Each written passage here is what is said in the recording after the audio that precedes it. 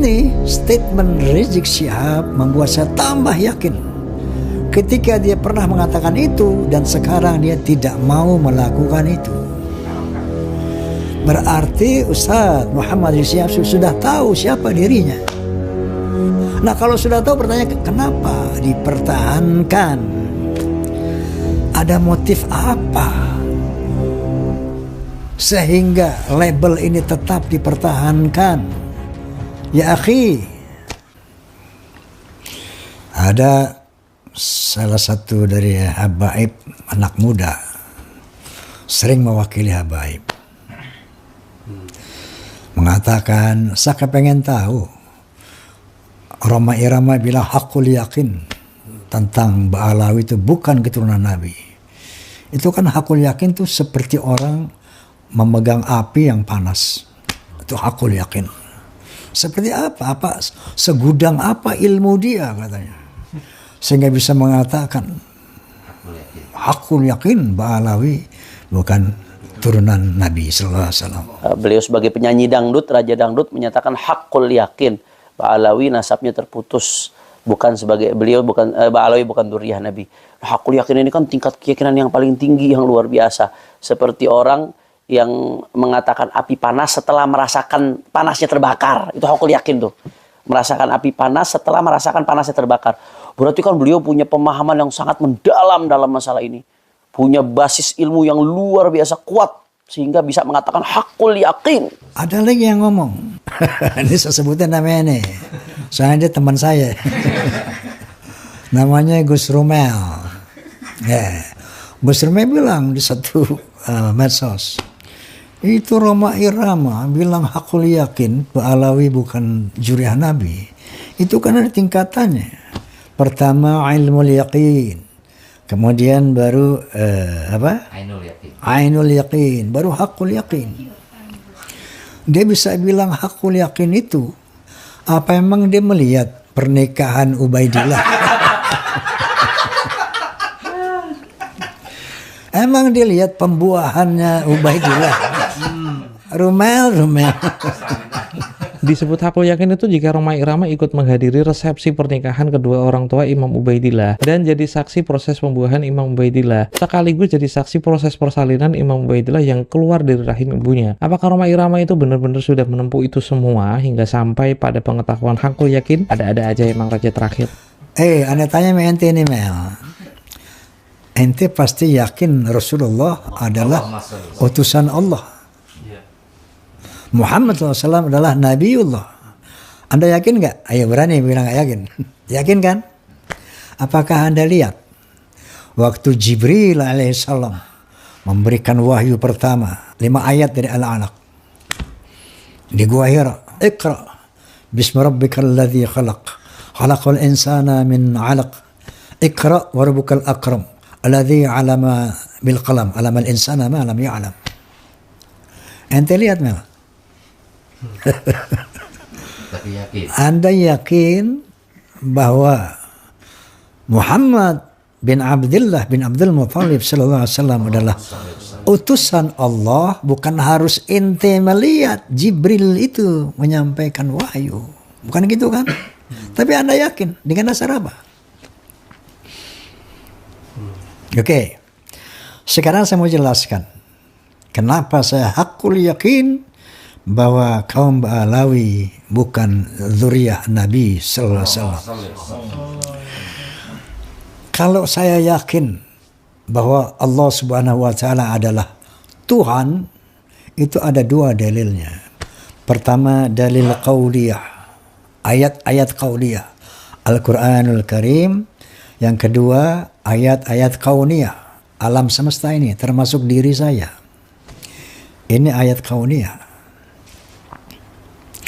Sebagai ayat qauliyah Allah Subhanahu wa taala berfirman, A'udzu billahi minasyaitonir rajim. Bismillahirrahmanirrahim. Innani anallah la ilaha illa ana fa'budni wa aqimis salata li dzikri. Sesungguhnya akulah Allah, tidak ada Tuhan kecuali aku, maka sembahlah aku dan dirikanlah salat untuk mengingatku.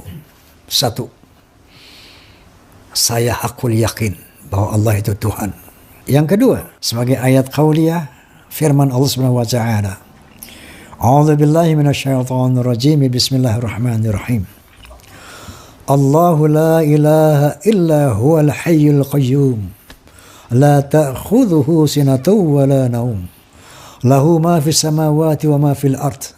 Man dhal ladzi yashfa'u 'indahu illa bi'idhnihi. Ya'lamu ma baina aydihim wa ma khalfahum. Wa la yuhituna bi syai'in min 'ilmihi illa bima syaa'. Wasi'a kursiyyuhu samawati wal ard. Wa la ya'uduhu hifdzuhuma wa huwal 'aliyyul 'azim. Shadaqallahul 'azim.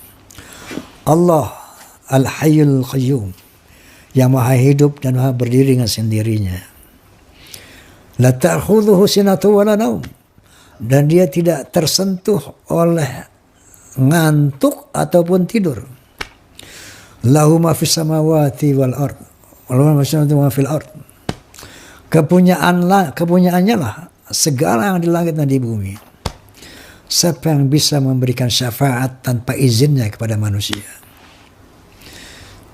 Kemudian dia mengetahui apa yang di depan kita dan apa yang di belakang kita, masa depan kita, masa lalu kita. Dan Allah SWT tidak keberatan, nggak repot mengurus langit dan bumi ini sebagai kursinya. Inilah ayat qauliyah. Saya yakin bahwa Allah Subhanahu wa taala adalah Tuhan. La ilaha illa huwa. Enggak ada Tuhan selain Dia. Lalu yang kedua yang meyakinkan saya bahwa Allah adalah Tuhan, yaitu ayat-ayat kauniyah, alam semesta ini. Adanya langit dan bumi, sungai-sungai, berbagai macam binatang. Sebagaimana firman Allah Subhanahu wa taala, A'udzu billahi minasyaitonir rajim. Bismillahirrahmanirrahim. Inna fi khalaqis samawati wal ard wa ikhtilafil laili wan nahar laayatil liulil albab. Sesungguhnya pada penciptaan langit dan bumi dan pergantian siang dan malam adalah ayat bukti bagi Allah itu bahwa Allah itu Tuhan bagi orang yang berakal, ulil albab, yang punya akal. Kemudian Allah SWT juga berfirman, A'udzu billahi minasyaitonir rajim. Bismillahirrahmanirrahim.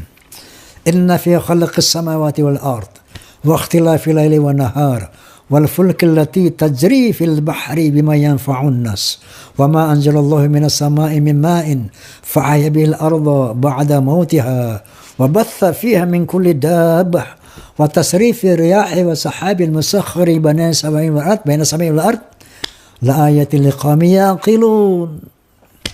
Sesungguhnya pada penciptaan langit dan bumi, pada terjadinya pergantian malam dan siang yang begitu teratur, bisanya kapal-kapal berlayar di atas lautan dengan membawa hal-hal yang bermanfaat buat manusia. Diturunkannya air dari langit, air hujan. Dengan air itu menghidupkan bumi yang mati. Ditebarkannya berbagai macam binatang melata di muka bumi. Dan terjadinya pergeseran angin dan awan di antara langit dan bumi. Itu bukti bahwa Allah adalah Tuhan. Liqaumi yaqilun. Untuk orang-orang yang berakal. Dengan dasar itu muncullah haqqul yaqin bahwa Allah Subhanahu wa taala adalah Tuhan. Illallah, Tuhan hanya Allah. Nah sekarang bagaimana? Roma irama haqqul yaqin bahwa Ba'alawi bukan keturunan Nabi. Sama dalilnya. Qauliyah, kauniyah. Ayat qauliyahnya yaitu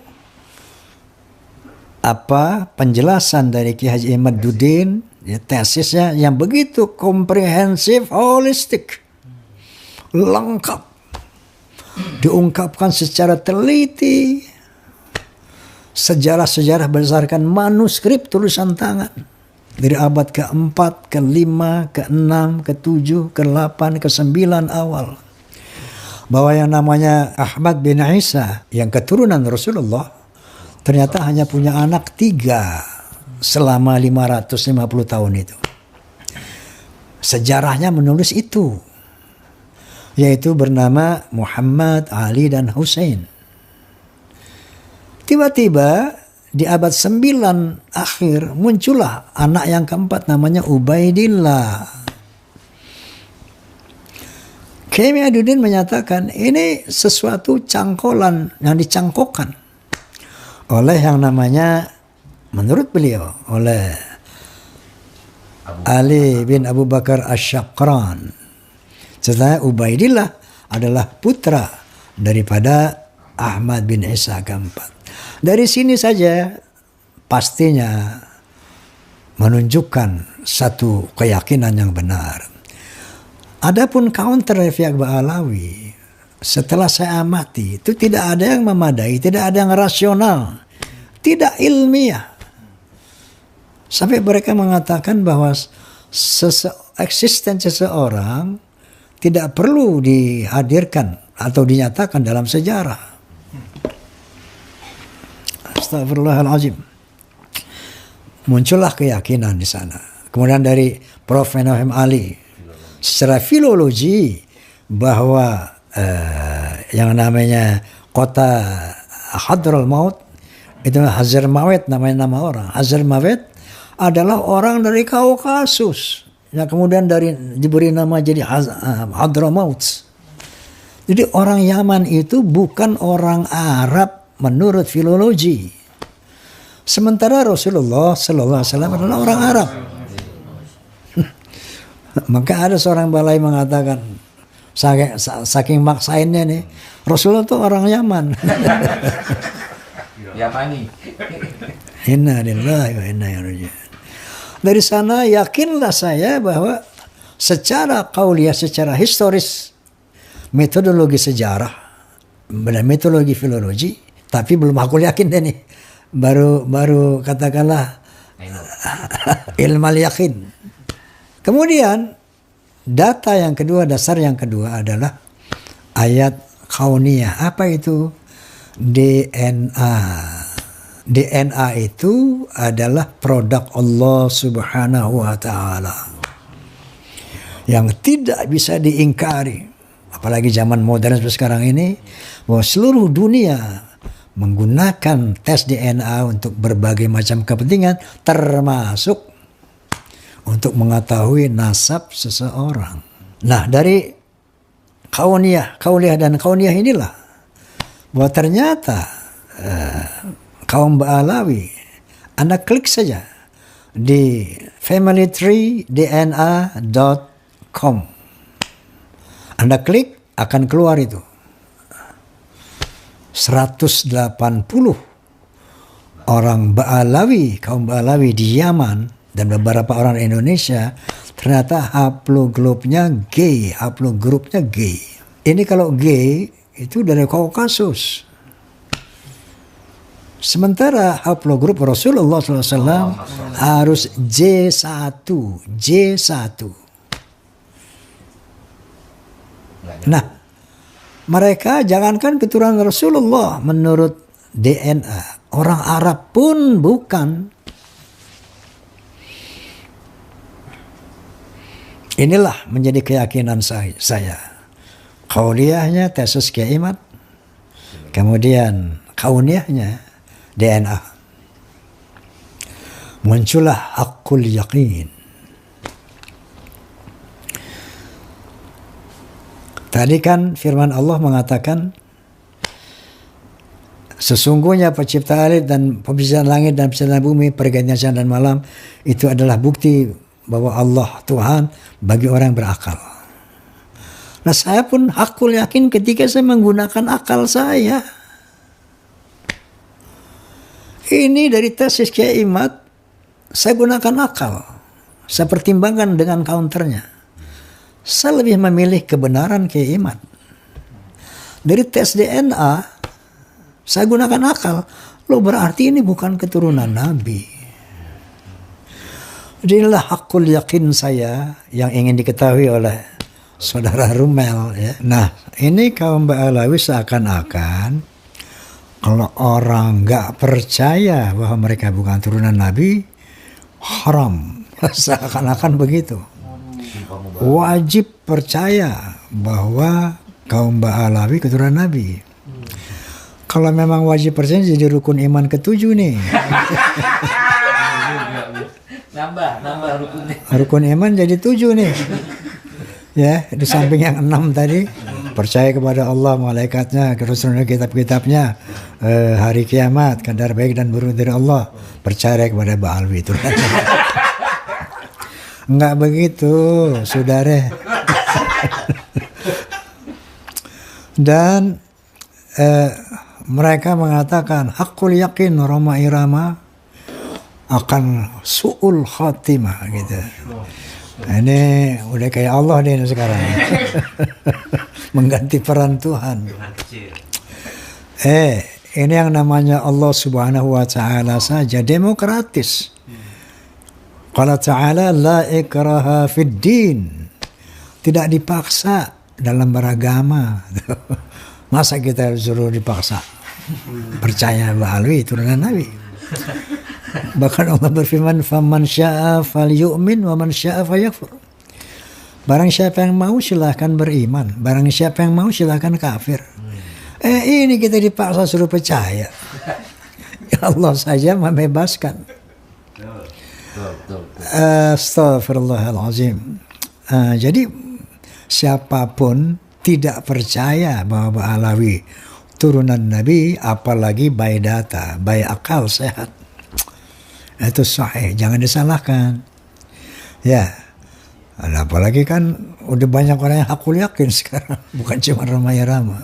Nah sekarang sebaliknya saya mau tanya kaum Ba'alawi ini, apakah Anda yakin Ba'alawi ini keturunan Rasulullah? Coba jawab. Apakah kaum Ba'alawi hakul yakin bahwa mereka adalah keturunan Rasulullah? Kalau mengatakan hakul yakin, apa dalilnya? Kan begitu. Kalau Anda bertanya kepada saya, apa dasarnya Roma Irama hakul yakin bahwa Ba'alawi bukan keturunan Nabi?